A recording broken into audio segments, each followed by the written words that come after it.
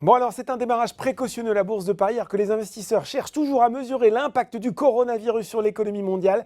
Les entreprises chinoises ont repris leur activité aujourd'hui, mais nombreuses restent encore à l'arrêt. On sait que l'épidémie a désormais fait plus de 900 victimes en Chine et que plus de 40 000 personnes seraient infectées dans le pays. C'est désormais plus que l'épidémie de SRAS de 2002. Des chiffres qui pour l'instant ne paniquent pas les marchés avec un CAC 40 qui termine donc cette journée en repli de 0,23% vers les 6016 points et 2,9 milliards d'euros échangés. Alors c'est pas l'affluence des grands jours alors qu'une partie de la France est en vacances d'hiver. Aux États-Unis, après la baisse de vendredi, eh bien les indices repartent à la hausse. Le Dow Jones grimpe de 0,3% vers 17h45 et le Nasdaq de 0,57% vers les 9575 points. Retour sur les valeurs sur le marché français. Coface reste au plus haut historique, clôturant à 12,08 € en séance.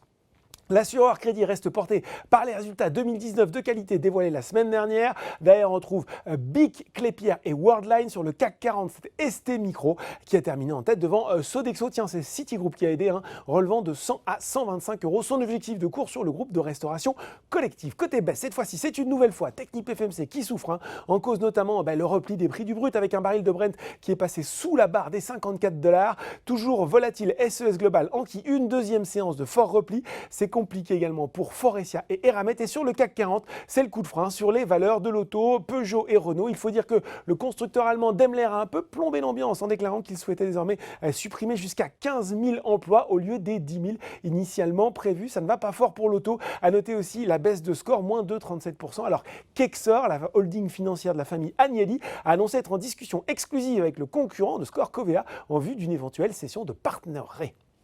Voilà, c'est tout pour ce soir. Maintenant, n'oubliez pas, tout le reste de l'actu éco et finance est sur Boursorama.